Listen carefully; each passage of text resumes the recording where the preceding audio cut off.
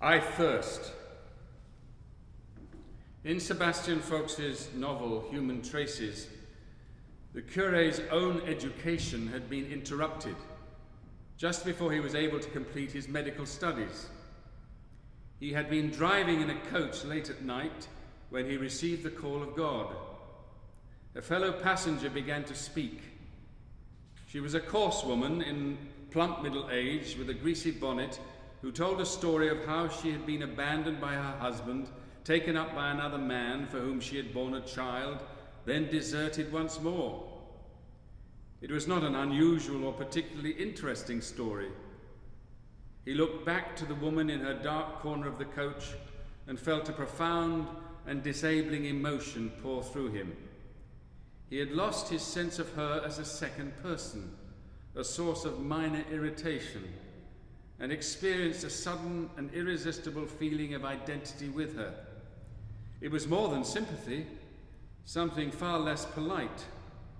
It seemed as though his blood were in her veins, and that her despair was the charge that animated his perception of the world. Her position was hopeless. He was obliged to bear her pain. Both of them were connected in some universal, though unseen, pattern of humanity. His obligation was not to diagnose her, but to love her. Our obligation isn't to diagnose, but to love while there is still time. We thirst for God, who loves us yet eludes us, and true love knows no grasping.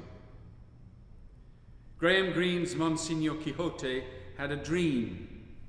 Christ had been saved from the cross. There was no final agony, no stone to be rolled away. He just stepped down from the cross to the cheering crowd.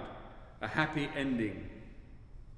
There was no ambiguity, no room for doubt, and no room for faith at all. The whole world knew for certainty that Christ was the Son of God. It was only a dream, of course, only a dream, but nonetheless, Father Quixote had felt, on waking, the chill of despair felt by a man who must continue to live in a kind of Saharan desert, without doubt or faith, where everyone is certain that the same belief is true. He had found himself whispering, "God save me from such a belief."